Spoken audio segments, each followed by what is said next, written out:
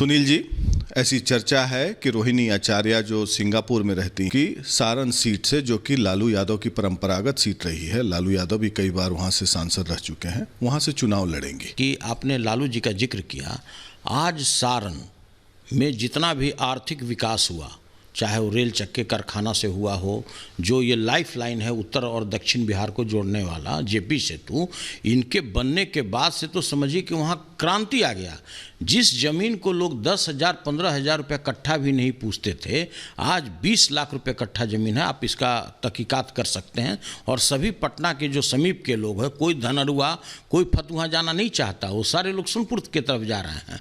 तो देखिए, जो सामाजिक क्रांति के साथ साथ जो आर्थिक क्रांति माननीय लालू प्रसाद जी के कारण उस क्षेत्र में आया, उससे भी बड़ी बात है कि उस क्षेत्र में जितने भी राष्ट्रीय जनता दल के कार्यकर्ता हों, उनके वर्कर हों, उनके वोटर हों, बाय नेम लालू प्रसाद जी जानते हैं। और वो लोग भी लालू प्रसाद जी के साथ भावनात्मक रूप से जुड़े हुए हैं। तो हम लोगों ने सभी जिला के जितने भी हमारे माननीय विधायक हों, पूर्व मंत्री हों, सभी लोगों ने माननीय लालू प्रसाद जी के समक्ष और आदरणीय तेजस्वी यादव जी के समक्ष हम लोगों ने प्रस्ताव रखा कि यदि वहाँ पे हम लोगों को भारी मतों से अगर विजय हासिल करना है, तो आप रोहिणी आचार्य जी को ही वहाँ से उम्मीदवार बनाएं। इसलिए भी बनाएं कि आज रोहिणी आचार्य जी को घर घर की एक एक महिलाएं जानती हैं।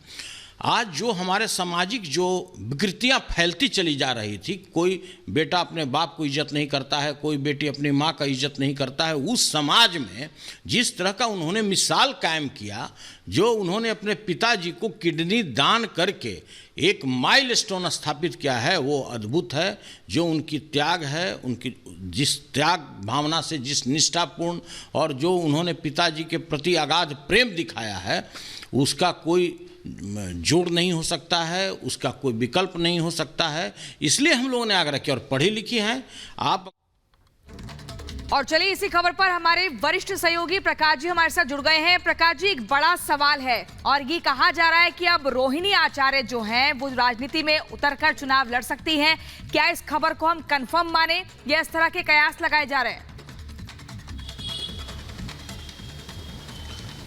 देखिए, जिस तरीके से लालू यादव ने अभी हाल फिलहाल में महागठबंधन की जो गांधी मैदान में रैली हुई थी, पटना के गांधी मैदान में, और रोहिणी आचार्य को भीड़ के सामने जिस तरीके से इंट्रोड्यूस किया, वो दर्शाता है कि रोहिणी आचार्य को उनको चुनावी मैदान में उतारने की पूरी तैयारी हो चुकी है। ठीक ऐसे ही जब तेजस्वी यादव महज 20 साल के थे, तब तेजस्वी यादव को चुनावी सभा में संबोधित करने के लिए बुलाया और उनकी भी एंट्री इसी तरीके से कराई थी।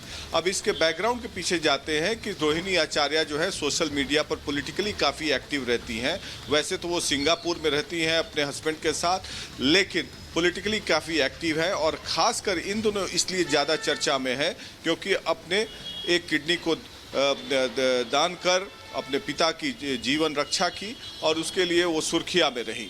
और उसके चलते लालू यादव ने भारी भीड़ के सामने उनको इंट्रोड्यूस किया। और ये जो सुनील सिंह जो है राजद के चीफ विप और लालू परिवार के काफ़ी करीबी है, उनका कहना कि रोहिणी आचार्य को लड़ना चाहिए, इस बात का संकेत देता है कि कहीं ना कहीं इशारे में लालू परिवार ने सुनील सिंह के जरिए आम जन में सहमति बनाने की कोशिश की है। और ये पुख्ता मानिए कि अब वो सारण से राजीव प्रताप रूडी के खिलाफ चुनाव लड़ेंगी, जो कि काफी दिलचस्प मुकाबला होने जा रहा है। ठीक है, बहुत बहुत शुक्रिया प्रकाश जी हमारे साथ जुड़ने के लिए। और यहाँ पर ये पुख्ता जानकारी कि सारण सीट से आरजेडी उम्मीदवार रोहिणी आचार्य होंगी। लेकिन अगली खबर अपने दर्शकों को बता दें, पशुपति पारस पर तेज प्रताप सिंह यादव ने कहा कि उनके साथ गलत हुआ है। दरअसल आज पशुपति पारस ने प्रेस कॉन्फ्रेंस कर कहा कि उनके साथ नाइंसाफी हुई है, उनके साथ नाइंसाफी हुई है। एनडीए को लेकर वो लगातार अपनी वफादारी, ईमानदारी दर्शा रहे थे, लेकिन एक भी लोकसभा सीट ना देकर उनके साथ पार्टी ने नाइंसाफी की है। बड़ी खबर आपको बता रहे हैं, तेज प्रताप ने कहा पशुपति के साथ गलत हुआ, बीजेपी ने पशुपति पारस का इस्तेमाल किया। क्या कुछ कहा, आपको सुनवाते हैं।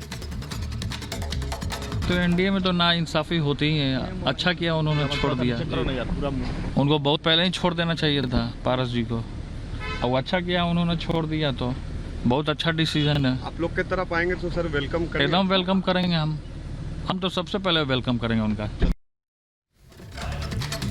तो पशुपति पारस एनडीए में दरअसल जो बिहार में सीटों का बंटवारा हुआ है इसमें एक भी सीट नहीं दी गई है उनके गुट को, इसलिए वो नाराज थे और आज उन्होंने मंत्री पद से इस्तीफा दे दिया। हालांकि अब उनका अगला कदम क्या होगा और उसका प्रभाव बिहार की राजनीति में, खासतौर पर बिहार में जब लोकसभा चुनाव होंगे तो क्या होगा, ये समझना बेहद जरूरी है।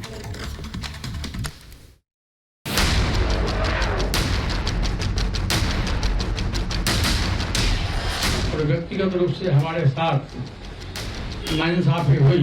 मैं भारत सरकार के कैबिनेट मंत्री से मैं त्याग कर देता हूं। एनडीए में सीट बंटवारे से पशुपति का पत्ता साफ हो गया है। चिराग पासवान ने एलजेपी का दिया बुझा दिया है। भतीजे ने चाचा को साइडलाइन कर सांसद तोड़ने का बदला ले लिया। बिहार एनडीए में लोकसभा चुनाव के सीट बंटवारे का ऐलान होने के बाद एलजेपी अध्यक्ष पशुपति पारस को झटका लगा है। एनडीए की सीट बंटवारे में उन्हें कुछ भी हाथ नहीं लगा, जिससे नाराज होकर पशुपति पारस ने प्रेस कॉन्फ्रेंस का वादा किया।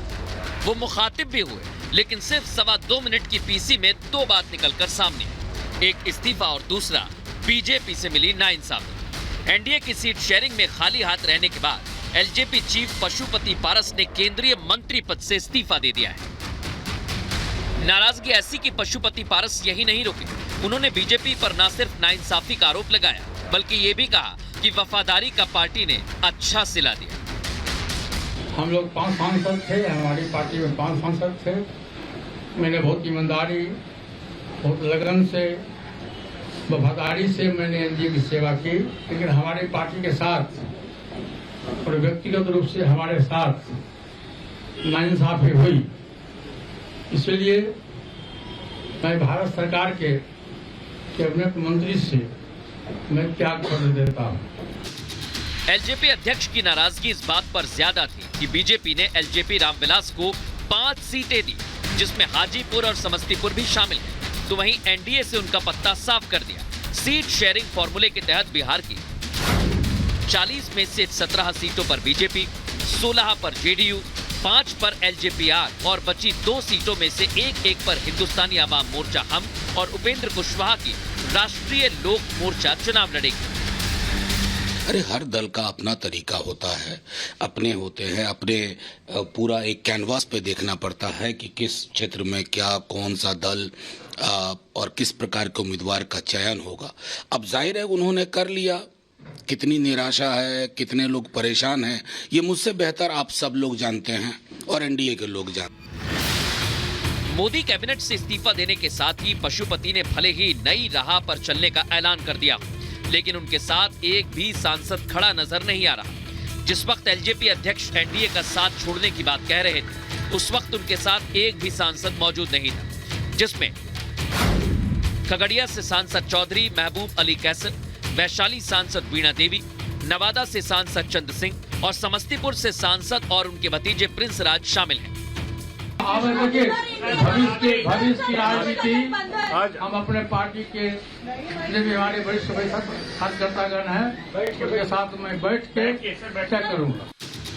यानी साफ है पशुपति पारस अब अकेले पड़ चुके हैं और माना जा रहा है कि पशुपति पारस हाजीपुर सीट से चुनाव लड़ सकते हैं और इसी सीट से चिराग को भी एनडीए की तरफ से टिकट मिला है। साफ है कि आने वाले वक्त में ये लड़ाई काफी दिलचस्प होगी। Bureau report, Republic Bharat.